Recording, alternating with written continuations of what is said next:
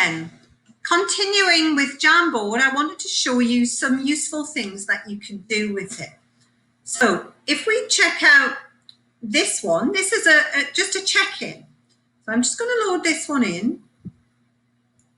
Fairly self-explanatory how this works. So you've got a good, okay, and bad. This could be shown at the end of a lesson, or actually even at the start of a lesson or mid-lesson as a check-in as to how students have understood a concept. So they all take a post-it or a sticky note, put their name on, and then just drag theirs across to where is appropriate. You can get a really quick idea of where your students are at.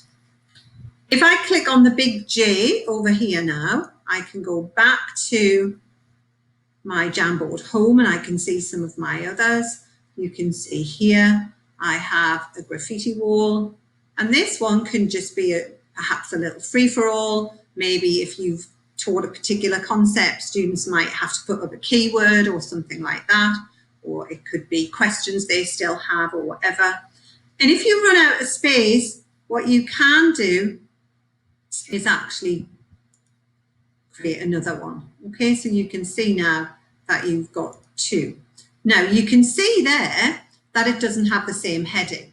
So if I did want to actually have the same heading, what I can do is just duplicate. Okay, so you can either create more space and it can look different, or if you click on the three little dots, you can duplicate and it looks the same. Okay, so that's my graffiti wall. Another idea is two truths and a fib, okay, or two truths and a lie. And notice here, there are 20 that are exactly the same. So there could be one for each student. The only thing that I would say, if you're going to do this one, then make sure that the students are well primed before you start and they know which one to use. Okay, so for instance, on this one as well.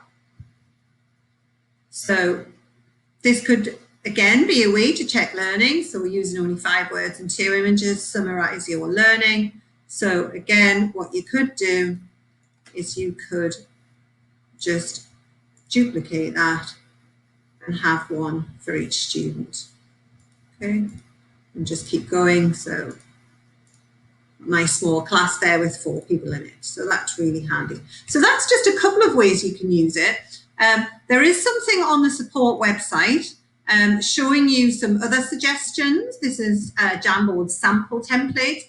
So for instance, there's somebody, again, given some diagrams and then some instructions. So that's how to do some maths. There are links on a lot of these as well. Lots of suggested activities. I think this one, you know, during a dot plot diagram. This one, quite straightforward, but again, you know, students can draw on what they're doing. You might have story components to help them create a plot and so on. That one has a little bit more to it. Okay, so getting a little bit more advanced, but it gives you some ideas. Okay, timelines, really good way to represent timelines as well. This one, just label the states. So quite useful for things like geography and other kinds of diagrams. Remember, I showed you the backgrounds. Look at this one, really handy, because when you are plotting graphs and so on, it could be a good way for students to just doodle and to learn things as well, and to use those squares, especially when they are you know, trying to put scales on and things like that. So emoji story writing and so on. So there's lots of different samples you can see there. That one's a languages one. Okay, so they obviously have to just use the picture they've inserted. In fact, that one looks like they've just used shapes, drawn it themselves, and then obviously they are using their French in this particular case to illustrate their drawing.